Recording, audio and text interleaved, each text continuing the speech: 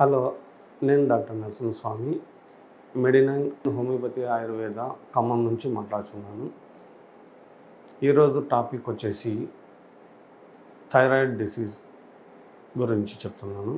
Thyroid గ్రంథికి 2 రకాల డిసీజులు వస్తుంటాయి. ఒకటి హైపోథైరాయిడ్, 2 హైపర్ థైరాయిడ్.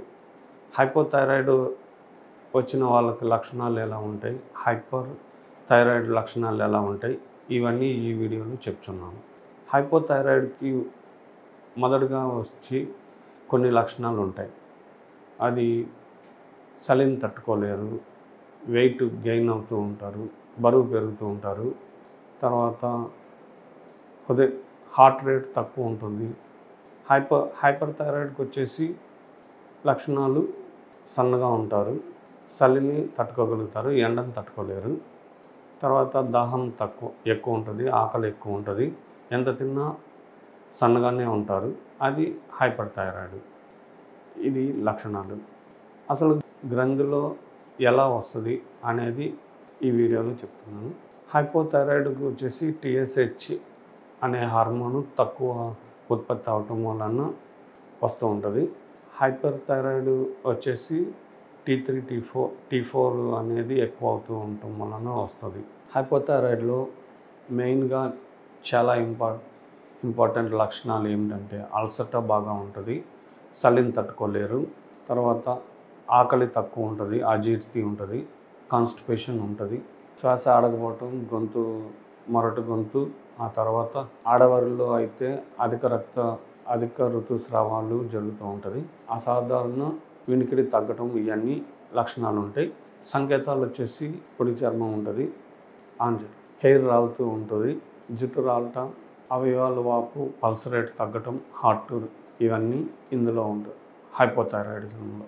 హైపర్ థైరాయిడిజంలో వచ్చేసి పల్స్ రేట్ ఎక్కువ ఉంటుంది, హార్ట్ రేట్ ఎక్కువ ఉంటుంది, తర్వాత అలసట, ఒంటి నొప్పులు, ఇవన్నీ ఎక్కువ ఉంటాయి. తర్వాత ఎంత తిన్నా సన్నగానే ఉంటారు.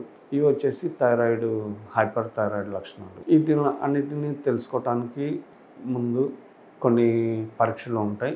ల్యాబ్ టెస్టుల్లో TSH, T3, T4 ఈ 3 పరీక్షలు చేస్తే థైరాయిడ్ హార్మోన్ ఎలా వర్క్ చేస్తున్నది, అది TSH ఎక్కువ ఉంటే మటుకు అది హైపోథైరాయిడిజం, T3, T4లో ఎక్కువ ఉంటే హైపర్ థైరాయిడిజం, ఇలా లెక్క పెట్టుకోవచ్చు.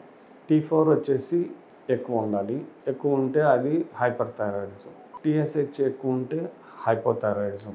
ఇంకా హోమియోపతిలో ట్రీట్మెంట్ కోసం వస్తే దీనికి మానసిక లక్షణాలతో పాటు శరీర లక్షణాలు అన్నిటినీ పరీక్షించి మీకు ట్రీట్మెంట్ ఇస్తారు.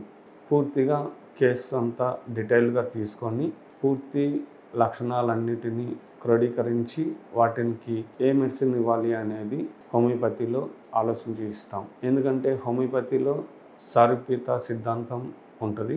సారూప్యత సిద్ధాంతం ప్రకారం సిమిలియా సిమిలిబస్ క్యూరెంటర్ అనేది సిద్ధాంతం. ప్రతి 2 వ్యక్తులు ఒకరు కాదు. థైరాయిడ్ లక్షణాలు 10 మంది వస్తే 10 మందికి 10 రకాల మెడిసిన్స్ ఇస్తారు.